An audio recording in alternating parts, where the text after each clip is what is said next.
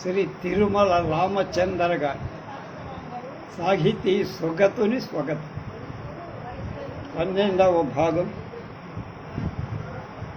28/8/20 దండి మహాకవి రాసిన దశకుమార చరిత్ర. సంస్కృత వాంగ్మయంలో గద్యం తీరే వేరు, అదొక అనుపమ విశిష్ట. కవుల రచనా పారమ్యాన్ని అది గీతురాయి కనుక గద్యం కవీనాం నికషం వదంతి అనే నానుడి.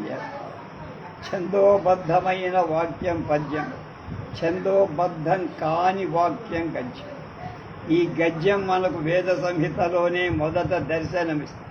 పాదబద్ధమైంది రుక్, పాదబద్ధం కాంది యజస్సు. గద్యం మిశ్రితం కావటం వలన యజుర్వేదానికి కృష్ణత్వ సంకేతం అని లాక్షణికులంట. అత్యంత ప్రాచీన గద్యం తైత్తిరీయ సంహితలోనే ఉంది. యజుర్వేదాంతర్గతమైన కాఠక మైత్రాయణీ సంహితలో కూడా గద్యం ప్రచురమే. అథర్వవేదంలో షష్ఠ భాగం గద్యాత్.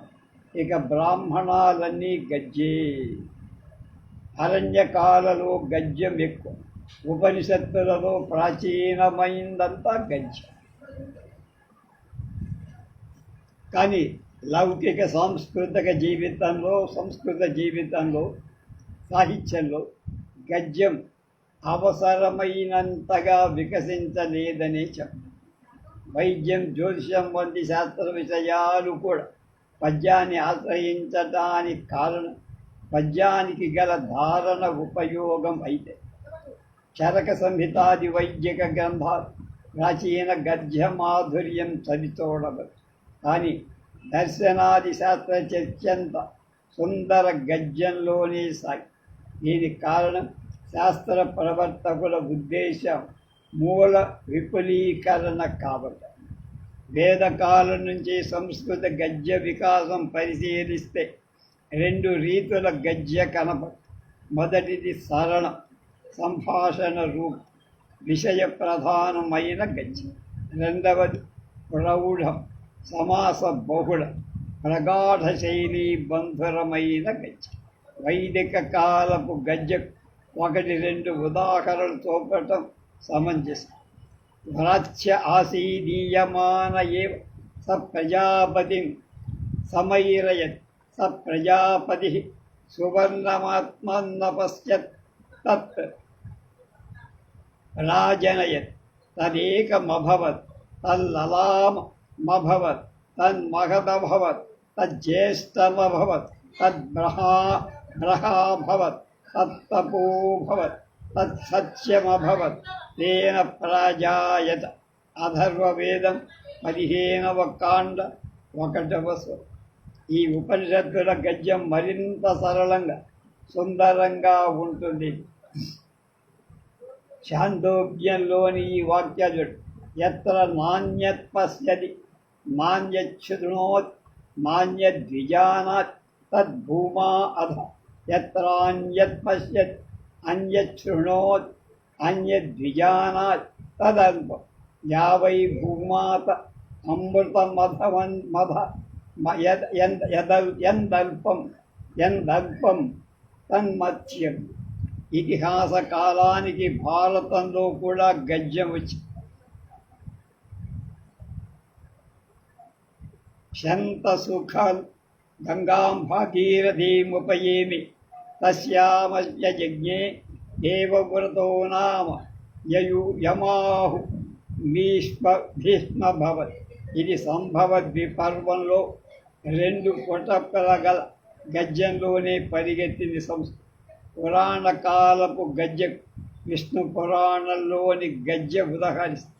యథైవ వ్రోమ్ని వహిని పిండోపమం త్వామహమపశ్యం తథైవాద్యాగ్రతో గత్యత్ర భగవతా కించిన్న ప్రాసాదీకృతం విశేషముపలక్షయామేత్యుక్తే భగవతా సూర్యేణ నిజకంఠాదున్ముచ్య అన్యమంతకం మహామణివరమనతార్య అవతార్య ఏకాంతే న్యస్తం.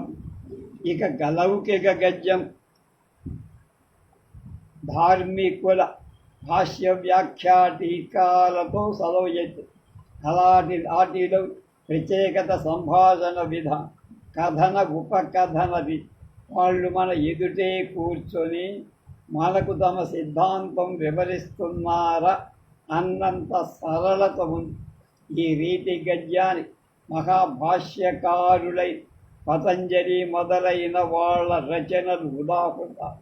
అప్పటికే ఎన్నో ఆఖ్యాయికాఖ్యాగ యువక్తి ప్రియంగవ ఆ యాయాత్యాఖ్యానాలు వాసవదత్త సుమనోత్తరాధ్యాఖ్యాయిక ఉన్నట్టు పతంజలి చెప్పారు. అవి మనకు మృగ్యమయ్యాయి కనుక తథాగతుని తొలి చరిత్రమైన లలిత విస్తరమే అత్యంత ప్రాచీన గద్య ఆఖ్యాయిక అని నా నమ్మకం అంటున్నారు తిరుమలలో. అది అశోకుడి కాలంలో రచితమని విమర్శకులను. అది ఆ కాలపు గద్య రామణీయకాని మణిమకుటం వంటిదంటే అతిశయోక్తిక. అది లలిత విస్తర పురాణమని బౌద్ధులు అన్నా తొలి గద్యమనే నా పరిగణ. అది కథాకథన అవసరాన్ని బట్టి సరళ ప్రౌఢ నితాంత ప్రౌఢ శైలులను అది సుందరంగా కొనసాగు. ఇతిహ భిక్షవో దశదారల సహస్రాణి బోధిసత్వేన సార్థం లివింగ్ శిక్షన్ ప్లేస్ తత్ర బోధిసత్వాధిష్టాన తేషాం ధారకాణాం మాతృకాః వాచయతాం యదా అకారం పరికీర్తయంతి స్మ తదా అనిత్యం సర్వసంసార శబ్దో నిశ్చరతి స్మ. అయినా దీన్ని మత దృష్టిలో పురాణమన్నారు కనుక మనం కూడా కావ్య దృష్టితో చూడద్దు. అశోకుడి కాలంలో తర్వాత వికసించిన గద్య ప్రాభం శిలా శాసనాలు ప్రసరించకపోల. దీని ప్రతిబింబం రుద్రతామణి గిర్నార్ శిలాశాస క్రీస్తు పూర్వం 150. దీనిలోని శైలిని చదివి ఆనందించండి. ప్రమాణమానోన్మాన స్వరగతి వర్ణ సారసత్తాదిభి సరమలక్షణ వ్యంబనై ఉపేత కాంతామూర్తిన స్వయం అధిగత మహాక్షత్రభవనం నరేంద్రకన్య స్వయంవరానేకమాల్య ప్రాప్తదాంన మహాక్షత్రప్రేణ రుద్రదామ్నా సేతు సుదర్శన పరంకారి. పతంజలి ప్రస్తావించిన ఆఖ్యానకానకై లుప్తప్రాయాలైన లలిత విస్తర పురాణమనుకులు కనుక లౌకిక సంస్కృత గద్య వాంగ్మయలు దండి దశకుమార చరిత్రే ప్రప్రథమ గద్య ప్రబంధమని మనం భావించం. దండికి కొంచెం తరువాత సుబంధు బాణభట్టు ఉపమా కాళిదాసస్య భారవేరర్ధగౌరవం దండినః పదలారిచ మాఘే సంధి త్రయో గుణ అనే అభియుక్తి పరమలక్ష్యంగా పదలారిత్యానికి పరాకాష్ట పొందిన దండి మహాకవి. కాలం తక్కిన కవుల చరిత్రలాగా సందిగ్ధం కాదు. ఆయన అవంతి సుందరి కథాసారంలో తన పూర్వుడైన భారవిని ఏర్పడి చరిత్రకారుల చిక్కును వదిలించారు. ఆ కథాసారంలో సమేధావి కవిర్ విద్వాన్ భారవి ప్రభువో గిరాం అనురుధ్యాకరో మైత్రీం నరేంద్రే విష్ణువత్ అని స్పష్టంగా ఉదహరించిన దాన్ని బట్టి గంగరాజైన దుర్వనీతుని ఆస్థానంలో ఉన్న దామోదర పరనామధేయుడైనటువంటి భారవి పల్లవరాజైన విష్ణువర్ధనుడు నరసింహ విష్ణువు పిలువుపై పల్లవ రాజధాని కాంచీకి తరలి వచ్చినట్టు తెలుసు. ఈ పల్లవరాజు క్రీస్తు శకం 6వ శతాబ్ది ప్రథమ పాదంలో ఉన్న అప్పటికే భారవి కిరాతార్జునీయం రాశారు. ఆ భారవి పుత్రుడు మనోరథుడు, అతడి కొడుకే దండి. దండి బాల్యంలోని తల్లిదండ్రులను పోగొట్టుకొని కాంచీ నగరంలో నిరాశ్రయుడుగా ఉంది. అంతలో కాంచీ నగరంలో విప్లవం చెలరే. దండి ప్రజలందరితో పాటు అడవికి వెళ్ళి కొంతకాలం గడిపి విప్లవం శాంతించిన తరువాత మళ్ళా పురానికి ప్రవేశించి కొంతకాలానికి పల్లవ రాజాస్థాన విద్వాంసుడై దండి రచనలలో స్పష్టంగా తెలిపినవి మూడు: అవంతి సుందరి కథ, కావ్యాదర్శనం, దశకుమార చరిత్ర. ఛందో విచితి కర్తృత్వం విషయం మీద భేదాభిప్రాయం. ఇతడు పల్లవరాజు కుమారుడి కోసమే కావ్యాదర్శనం రచించినట్లు కిం పద ఉన్నదని శ్రీ ఎం రంగాచార్యులని ఒక విద్వాంసులు రాశారు. కావ్యాదర్శ టీకాకారుల ప్రాచీనుడైన తరుణ వాచస్సు నాసిక మధ్యాపరిత పఠిత చతుర్వర్గ విభూషిత అస్తి కాచిత్ పురే యస్యా అష్టవర్ణాహ్వయా నృప అని కావ్యాదర్శనం అనే ప్రహేళికలో కాంచీనగర పల్లవ నరపతుల సూచన కలదని వ్యాఖ్యానించారు. ఈ జనశ్రుతిని బట్టి కూడా దండి కాంచీపురవాసి కావడం నిశ్చయం.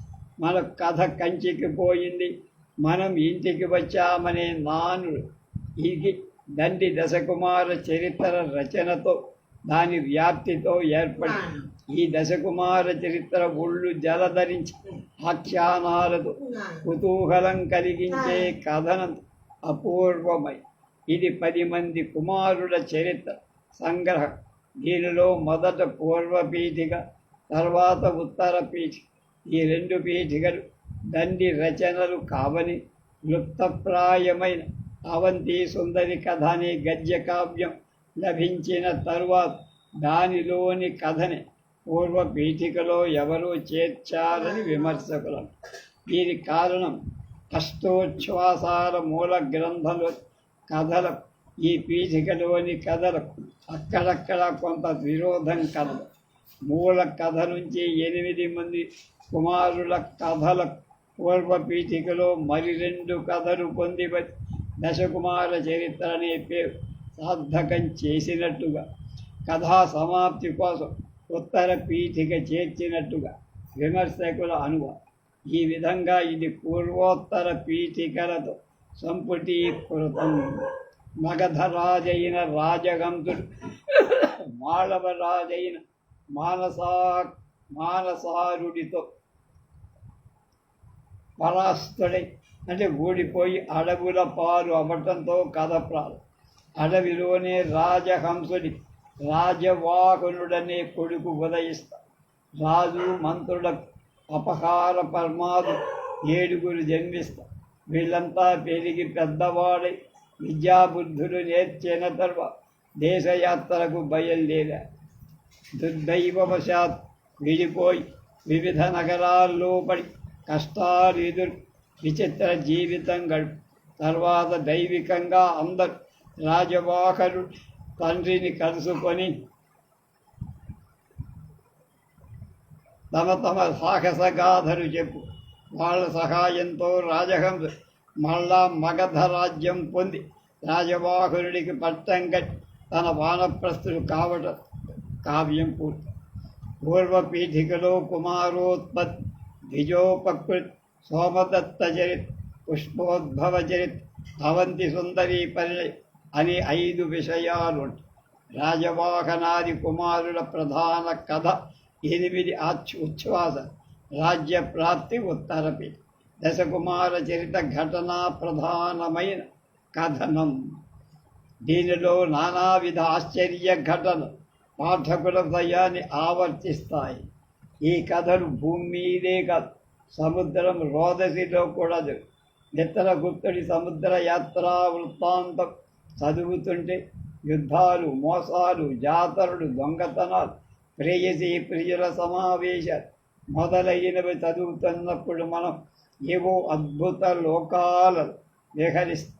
దండి ప్రతిభ ఈ సహజతతో, వాస్తవికతతో, సజీవ పాత్రలతో మరొక ప్రపంచాన్ని మనం ముందు అప్పటి సమాజాన్ని దండి వదిలిపెట్ట నిజానికి సమకాలిక సమాజాన్ని రూపు కట్టించిన ప్రాచీన రచన దీన్ని మించిందిలే మరొకటి లేదు. దండి సమాజపు వెలుగు నీడలను ప్రస్ఫుటంగా చిత్రించి దీనితో రచనకు పంచప్రాణాలు వచ్చి దొంగ సన్యాసులు, కపట బ్రాహ్మణులు, మోసకారులైన వేశ్యలు, కపట కొలటలు, గజ దొంగలు దండి దృష్టి నుంచి తప్పించుకోల. దండి ప్రజా జీవితం ఆకలింపు చేసుకున్న కవి కనుకనే ప్రజా సామాన్య సుఖ దుఃఖాలు, ఉత్సాహ ఉద్వేగ, రాగద్వేషాలు కావ్యమంతటా కుంభని. అప్పటికే దేశంలో శిథిలమై జైన బౌద్ధ విహార స్థితి, శాఖ్యాభిక్షుల ద్వితీకరణ, కామోత్సవాది జనవ్రత పదోత్సవ, నారికేళ బక జాతీయాల కోళ్ల పూలాట అంటే కోడి పంజ, కప్పురపు విడెంతో అతిథి సత్కారం, వివిధ కృషి కర్మ, వెదురు గొట్టాలతో నీరు తోడడం మొదలైన నిత్య జీవిత విషయాలు ఎక్కడ పడితే అక్కడ పలు చక్కడపు రతనాలుల మిరుమిట్లు గొలుపుతాయి. ఇక రచన రామణీయక దృష్టితో దండి లేఖి అగ్రశ్లాఘ్య ఆఖ్యానక కావ్యాలకు ఇది మొదటి బంతి, మేలుబంతి. జీవం తొణికిసెనలాడే పాత్ర, హాస్య వ్యంగ్య సంభరితమైన సంభాషణ పద్ధతి, కథా ప్రవాహాన్ని అద్దని వర్ణలు, ముఖ్యాఖ్యాయిని మరుగుపరచని అవాంతర గాథ, శ్రేషకృష్టం సమాసభారం, భగ్నం కాని వచన రై, సరసశైలి, మనోహర రసాభివ్యక్తి, నిత్య వ్యవహార సిద్ధ లలిత పద ప్రయోగ పాఠం, అన్నిటినీ మించి అర్ధస్పష్టత. ఇవన్నీ పండిత పాఠకుల మనస్సులను చూరగొన్నాయంటే ఆశ్చర్యమేము. ఈ గుణరత్న గుణం వల్లని ప్రాచీన ఆలంకారిక జాతే జగతి వల్మీకౌ కవిరిత్యభిధాభవ. కవి ఇది తతో వ్యాసే కవయ త్వయి దండిని అని ప్రశంసించడం సహజాతిశ. కవిర్దండి అని సరస్వతి అనేక సార్లు అంద. దశకుమార చరితం పూర్తిగా దండి ఉపజ్ఞ స్వకపోల అయితే ఇది చాలా వరకు కథా సరిత్సాగరంలోని మృగాంకదత్త చరిత్ర పోలి ఉంది కనుక కథా సరిత్సాగరం బృహత్ కథా మూలకం కనుక దండి బృహత్ కథను అనుసరించి ఉండకూడదా అని భూత భాషా మయీర రాహురద్భుతార్థం బృహత్ కథామని పేర్కొన్న దండికి బృహత్ కథ తెలియదా అని ఆక్షేపించచ్చు. బృహత్ కథ ఉన్నట్టు మొదట మనకు లభించే శాసన ప్రమాణం 6వ శతాబ్దం. ఆ శాసనం వేయించినవాడు దుర్వినీతి. ఇతడు పశ్చిమ గంగరాజ్య అతడు తాను పైశాచీలో బృహత్ కథను సంస్కృతీకరించినట్లు శాసనంలో చెప్పారు. ఇతడు సంస్కృత, ప్రాకృత, కర్ణాటక భాషలలో విద్వాంసులని తర్వాత వాడు చెప్పారు. ఈ పైశాచీ మూలం కాని, దీని సంస్కృతీకరణం కాని మనకు దొరకదు. మనకే కాదు, దుర్వినీతుని ఆస్థాన కవి అయిన భారవి పౌత్రుడైన దండికే దొరకల. అతడు భూత భాషామయీం ప్రాహు అంట అని మాత్రమే అన్న. క్రీస్తు పూర్వం 4-5 శతాబ్దాలకు ముందే జనశ్రుతిలో ఉన్న ఉదయన కథ జైనులతో దక్షిణాపథానికి వ్యాపించి మాక్కదై పెరుంగదై అని ప్రఖ్యాతి పొంది సంస్కృతీకరణంలో బృహత్ కథ అయి అది ఎప్పుడూ గ్రంథ రూపంలో లేదని కథా సరిత్సాగరకర్త అయిన సోమదేవి శైవ మతాభివేశంతో తన రచనకు పవిత్రత ప్రఖ్యాతి కలిగించడానికి పుష్పదంత వృత్తాంతం కల్పించాడని కథా సరిత్సాగరం 11వ శతాబ్ది తర్వాత దక్షిణ దేశ రాజవృత్తాంతాలు చేరడం దాని మూల విషయంలో అనుమానించాల్సి వస్తుందని జనశ్రుతిలోని బృహత్ కథ తక్కిన వాళ్ళు పేర్కొన్నట్టే సోమదేవుడు చూసి తనది కథలనే ఏరుల కడలి అనే భావంతో కథా సరిత్సాగరం అన్నాడని వేదం వెంకటరాయ శాస్త్రిగా సోపపత్తికంగా నిరూపించారు. కావాలంటే భారతిలో 1960 జూన్లో రాసిన వ్యాసం. దశకుమార చరిత పూర్వ పీఠిక పదది పీక అనే వ్యాఖ్య, తక్కిన భాగానికి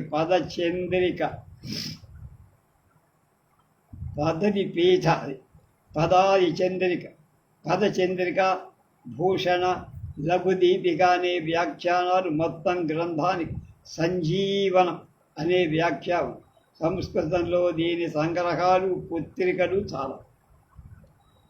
దశకుమార చరిత్రను కేతన అనుకరించిన దాన్ని బట్టే దాని ప్రాబల్య ప్రాశస్త్యాలు తెలుసు. అయితే కేతన దీని పద్యకావ్యంగా రాసి ఆయన కాలం సుప్రసిద్ధ సంస్కృత నాటకాలని పద్యంగా పిండి కొట్టిన కనుక దశకుమార చరితం గజ్జకు ఎక్కలేకపోయి తర్వాత కొందరు దీనిలోని కథలు కొన్నిటిని విడివిడిగా పద్యానువాదాలు. ఈ శతాబ్దంలో వేదం వెంకటరాయ శాస్త్రి గారు, దీపాల పిచ్చయ్య శాస్త్రి గారు తెలుగు వచనలోకి అనువది. వీరి అనువాదం ప్రౌఢ ప్రాబంధిక గ్రాంథి. మిత్రుడు విద్వత్కవి విద్వాన్ విశ్వం తెలుగు శాత సరళ సుందర వ్యావహారికంగా చేశారు.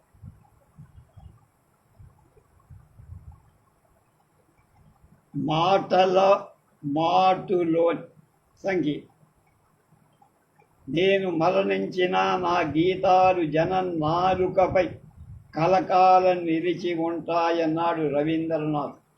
గానం గీతం అవినాభావ సంబంధం కలవి కనుక గానాన్ని సంగీతాన్ని ఆశ్రయించిన గీతం మాటల సముదాయం జనం మనస్సును అట్టే చోరగొని ఇట్టే వారి నాలుకలపై నాట్యం. మాట ముందు పుట్టిందా సంగీతం ముందు పుట్టిందా అంటే స్పష్టంగా చెప్పలే. ఒక దశలో మాట ముందుగా మానవ జాతి నుండి ముత్యం దాకా మళ్ళీ రేకులా రాలినట్టు కనిపిస్తుంది. మరొక దశలో సంగీత సరస సుందరంగా చాలువారినట్టు తోస్తుంది. ఇంకొక దశలో మాట మూలంగా సంగీతం తత్పరిణామంగా భాష. ఏమైనా మాటలు సంగీతం ఎంతో సన్నిహితమైనవి. ఒక కొమ్మకు 2 కొమ్మలు, ఒక పువ్వు 2 రేకులు, ఒక రేకు ఇరువైపులు అన్నా తక్కువే. అయితే ప్రతి మాట సంగీతమయమా అంటే కాదు. మనం కొయ్య ముక్కను కోసినట్టుగా మాట్లాడవచ్చు, రబ్బర్ను సాగదీసినట్టుగా మాట కంటే ఒక ధ్వనికి వర్ణరూపమైన స్వరానికి అనాదిగా కలిగిన సంకేతం. మహాభాష్యకారుడు పతంజలి ముని ప్రతీతి ప్రతిపాదకు లోకే ధ్వని శబ్ద ఇచ్చుచ్యతే అన్న, అంటే పదార్థ ప్రతీతి కలిగించే ధ్వని అన్నమా. ఈ మాట శబ్దం సార్థకమని, నిరర్ధకమని, అనుకూలమని, ప్రతికూలమని రకరకాలుగా మన శాబ్దికలు దాన్ని విడదీశారు. ఈ మాట శబ్దార్థాల సంకేతం స్థూల విషయాన్నే తప్ప సూక్ష్మ విషయం చెప్పదు. ఇంత అంటామనుకోండి. ఈ మాట వల్ల మన తెలివికి తగిలే అర్థం మనుష్యుడు ఉండటానికి అనువైన ఒక కట్టడం అని. రూపం, వైశాల్యం, ఎత్తు మొదలైన వాటి వల్ల దానిలో కలిగే వైవిధ్యం అనంతం. వాటిని కంటితో చూసిన తెలుసుకున్నంత స్పష్టంగా ఏ భాషా సహాయం చేత గ్రహించలేం, తెలుసుకోవాలి. ఆయా అలా చూడటానికి వీలైన మన స్మృతి, అనుభవం, ప్రతిభ ఇవన్నీ కూడా సహాయంతో ఊహించి తృప్తి అలాగే కోపం, కరుణ మొదలైన మనోధర్మాలు ఇంకా సూక్ష్మ. మాట భౌతిక పదార్థాలను తెలిపినంత స్పష్టంగా మనోధర్మాలను, భావాలను చెప్పరు. మాటలకు చేత కాని ఆ పనిని పరస్పర హృదయ సంవాదం నిర్వహించేదే సంగీతక. అప్పుడే మాటలలో సంగీత శక్తి పెళ్ళుకు. కనుక సంగీతం మాటల ఎల్లలను సరిహద్దులు దాటి విశాలంగా విశ్వంలో వ్యాపించగలిగి కనుకనే మన పెద్దలు శిశురు వేత్తి పశురు వేత్తి గాన రసం పణి సంగీతం అంటే ఆనంద ఆవిర్భావం అన్నాడు ఒక తత్వవేత్త.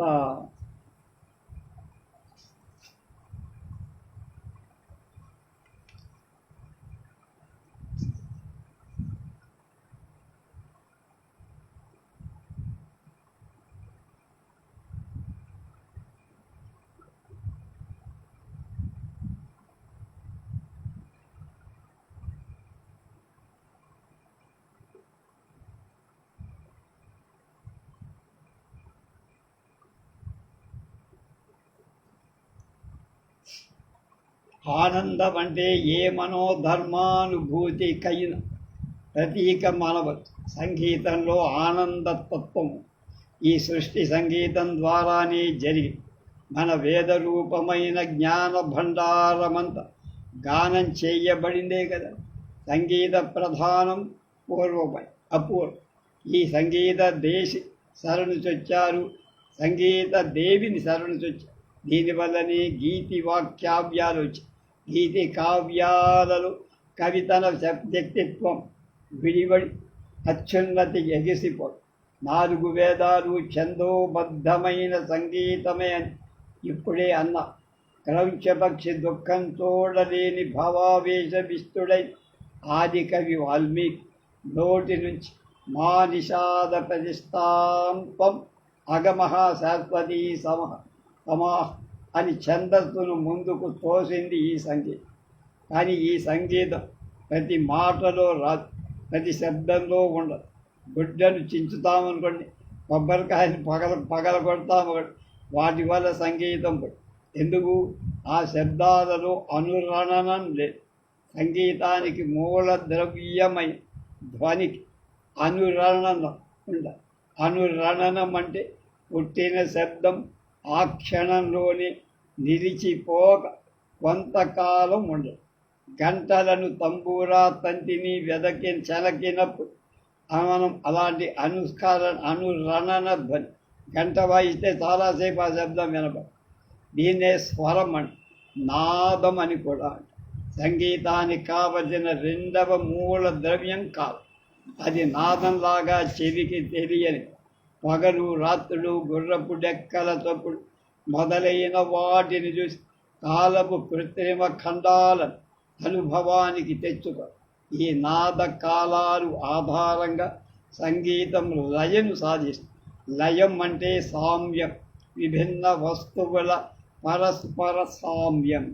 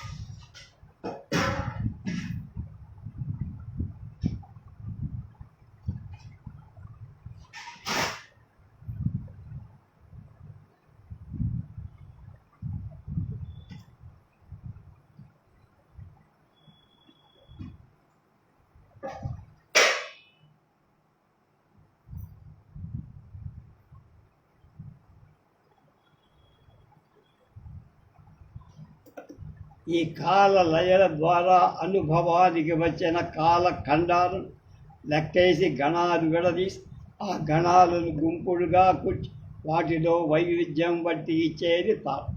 ఈ నాద లయ తాళాల పరస్పరం సంగీతం. ఈ సంగీతం భావావేశంలో మాటలకు అబ్బుతుందని మొదట్లోనే చెప్పారు. అప్పుడే ఆ మాట కావ్యం అనిపించు. ప్రతి కారికి హృదయంలో ఆవేశం ఉంటుంది, కానీ కవి అయిన వాడే మాటలను ఎన్నుకొని కుశలతో వ్యక్తపరిస్తారు. భావోత్కర్షత ప్రకటనమే కవిత అని ఒక భావుక విమర్శకుడన్నాడు. గానాన్వితమైన భావమే కవిత అన్నాడు ఒకడు సౌందర్యవేత్త. లయాన్వితమైన రామణీయక సృష్టి కవిత్వం అన్నాడు మరొక సంగీతం. మరి ఈ సంగీతం మాటలలో ఎలా ఉత్పన్నమవుతుంది? మొదటి ధ్వనివలు, అంటే అనుప్రాస శబ్దార్థాలంకారాల. రెండవది ఛందస్సువలు, అంటే గతి లయలవలు. సంగీతానికి అనురణనం, లయ తాళాలు అవసరమన్నాం కదా. కవితలో అనురణనం కేవలం నాదం మాత్రమే కాదు, అర్థం, దాని ద్వారా అనిర్వచనీయమైన భావం అనురణిస్తారు.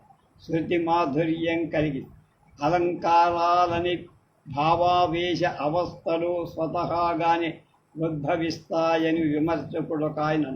కల్పనతో లేక భావావేశంతో భాష అలంకృతం అవుతుంది అన్నాడు అంబ్లేర్ అనే సాహిత్య విమర్శ. ఈ రామణీయక దిగ్మాత్రంగా చూపడానికి మన అలంకార శాస్త్రం వచ్చి, ఈ శాస్త్రం రసభావ ధ్వనివృత్తి రీతి శయ్యాపాక గుణదోష అలంకార ఛందస్సులను విస్తరించి చెబు. ఈ అక్షర సంగీతాన్ని నన్నయ అక్షర రమ్యత మదమాతంగ తురంగ కాంచన లసత్మాణిక్య గాణిక్య సంపద లోలింకొని వచ్చి ఇచ్చి మొదమొప్పంగాంచి సేవించి అయ్యుదయాస్థాచర సేతు సీతనగ మధ్యోర్వీపతుల్ సంతతాభ్యుదయున్ ధర్మజు తత్సభాస్థితుడై జగత్పూర్ణ ప్రతాపోదయన్ అన్నాడు. అన్న పద్యం ఒక్కటి చాలు నన్నయ. సారమతిన్ కవీంద్రుడు ప్రసన్న కథా కవితార్థయుక్తి లో నారస్ మేలునానితరులక్షర రమ్యతనాదరింప అని ప్రతిజ్ఞతో చెప్పుకున్న అక్షర రమ్యత ఎలా సాధించిందో చెప్పు.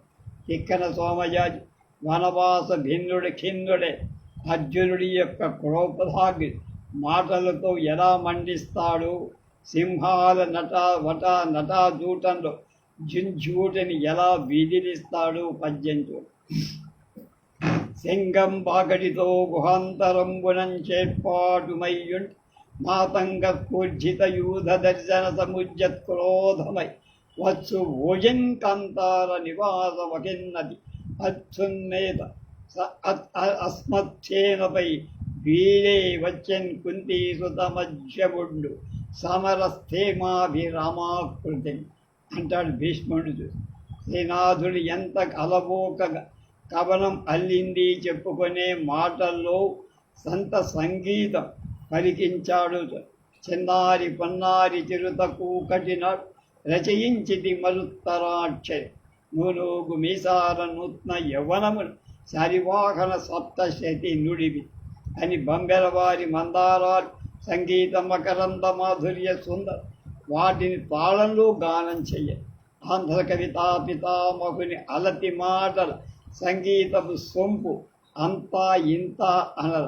కలస పథోరాశి గర్భవీచిమతల్ కడుపార యవ్వాని కనత అనలాక్షు ఘన జటావనవాటి కెవ్వాడు వన్యవెట్టు అనార్త వంపుకు అన్నప్పుడు మొదటి పాదంలో సముద్ర తరంగాలు ఉయ్యాల లూగుతున్నట్టే, రెండవ పాదంలో అడవి అకాలంలో పూసినట్టే కళ్ళ ముందు కనపడు. అటజని కాంచె భూమి తురుడంబర జుంబి శిరస్సరజ్జరి పటల ముహుర్ లుటదభంగ తరంగ మృదంగ నిత్పనస్ఫుడ నటనానుకూల పరిఫుల్ల కలాప కలాపి జలమున్ కటక శరత్కరేణు కర కంపిత సారము సీతసే. మేము హిమాలయాలు చూసేటప్పుడు, కేదార్నాథ్ వెళ్ళేటప్పుడు కింద నుంచి చూస్తే హిమాలయ పర్వతం జ్ఞాపకం. ఆ పద్యాన్ని నోరాలుగా 5-6 సార్లు చదువుతాం. అంటూ పెద్దన మాటలతో నిజంగా మధ్యల వాయించి మనలను గంతులు వేయి సంగీత సాహిత్య చక్రవర్తి రామరాజభూషణ్ ఉద్యానవనంలో ఉయ్యలూగుతున్న రాచ కన్నెల తన మాటల టెలివిజన్తో మన ఎదుట లలనా జనాపంగ లలన వలనా వసదనంగ తులనాభికాభంగ దుఃప్రసంగ మలసానిలాదోల దళవా దళసావరసాల ఫలనాదర సుకాలాపన విశాల అంట. ఈ ఊపుడు అనుపమత్తులు ఎలా తట్టుకున్నారు? కవితకు ఈ బాహ్య రూపం గతి రీతి లయాత్మకం. గతి లయలు మానవుడి అపూర్వ ఆవేశంలో ముంచే. తడితే పాప నిద్రపు, తప్పెట కొడితే కాళ్ళు అప్రయత్నంగా చిందులుతో గతి లయలు గమత్తయ. ఈ గతి లయలు అనేక విధాలు ఆయా భాష కాలాదేశంగా తరతరాల దరిద్రాల బరువుతో కరువుతో కృంగి కృంగి కుమిలి కుమిలి కష్టాలకు నష్టాలకు ఖైదులకు కాల్పులకు సహనంలో శాంతంతో బలిపశుపై తలవాల్చిన దీన పరాధీన జాతి శ్రమిక జాతి దెబ్బతిన్న బిబ్బులివలి మేల్కొన్నదని దాసరి కృష్ణమాచారి తన గీతి గతిలయలో కథం తొక్కుతూ లేచే శ్రామిక జాతి మనకు సాక్షాత్కరింపదు. కైలాస శిఖరములు గడికి పక్కున నవ్వు నీలమాకాశంబు నిటలంబుపై నందికేశ్వర మృదంగ ధ్వానములు బద తుందిరాకు పూల తుందులాకు పాల పోయ పూరము దగ్గర ఆడినమ్మా శివుడు పాడినమ్మా భవుడు అన్నాడు పుట్టపర్తి నారాయణాచార్యుడు సరస్వతి పుత్ర అని. ఆ పుట్టపర్తి ఏనాడు ఎన్ని మన్వంతరాల వెనక జరిగిన ఆ శివతాండవాన్ని మన మందరకు సంహిత శివతాండవాన్ని లయ తాళాలు అవే ఆవేశంతో కళ్ళగట్టి. అందువల్లనే కవిత గతిరీతి లయతో ఛందస్సుతో సంగీతంతో పోటీ పడుతోందేమో అని. కనుకనే విజ్ఞానం ఎప్పుడు గణితం వైపు బారు చాచుతుంటే కవిత అనంత సంగీతం వైపు సాగిపోతుందన్నాడు కాల్డ్వెల్. అంటే కవిత గతి రీతి లయలు పాలు హెచ్చు కాదు రాగాత్మకమై పాటగా. ఆ పాటలు సంగీతానికి ఆవేశానికి ప్రాధాన్యం కాదు, మాటకు కాదు. దానిలో పదకావ్యాలు సాక్షాత్ పదబంధలే. సంగీతం శుద్ధంగా అనుభవించగలిగిన సంస్కార వ్యుత్పత్తులు వారి ఆకర్షణ కోసం కొంత సార్థకమైన భాషకు నన్ను పాలింపగ నడచి వచ్చితిబో. ప్రాణనాథాని మోహన రాగ కృతులు రాముని స్థుతి కేవలం ఆనుషంగి, రాగమే ప్రధానం. ఆ మాటలకు మరే మాటలన్నా వాడచ్చు. అలకలల్లలాడగని ఆ రాణ్ముని ఎటు పొంగెనో అన్న రాండుముని అని పొంగటం ప్రధానంగా. మధ్యమావతి రాగ విస్తారం ప్రధానం. అంటే సంగీతం మాటల పరిధిని విస్తరింప. ఈ సంగీతం లేని మనం మామూలుగా నిత్య వ్యవహారంలో వాడే భాష దీన్ని వచనం అంట. మామూలు వచనంలో భావావేశం తెలపటాలి. పద ఆవృత్తి అక్షర ఆవృత్తి అంటే మళ్ళీ రావు వచ్చి నానులు సామెతలు పాటిందే పాట పాచి పళ్ళ దాసరి. అలాగే ఇల్లు ఎరకటం, ఇల్లాలు మరకటం మొదలైన నానుడలు. ఈ అనుకరణం అతి సహజంగా జనం వ్యవహారంలోకి వచ్చేసి దీన్ని కొంత ప్రయత్నంలో చూడవు. శ్రీ పాకాల వెంకటరాజ్యం అన్నారుగా Madras high court chief justice. Andhra Dravida Karnataka సంస్కృతి పాకాల సంస్కృతి పరిపాకాల మున్నేరు. తర్క జటిల న్యాయశాస్త్ర దృష్టిలో లలిత కళల ఆమృష్టితో నారికేళ కదలి పాకాల మిన్నేరు అని ఆయన అన్నారు. హైదరాబాద్ రాష్ట్రంలో ఖద్దరంటేనే అధికారులకు నిద్ర పట్టని కాలం, పట్టరాని ఆవేశం, పట్టి చూద్దామనే కావేశం. ఏ తెల్లగాలి వీచినా కదిలిపోయే మనసు, ఏ చల్లగాలి సోకిన వడలిపోయే దినుసు.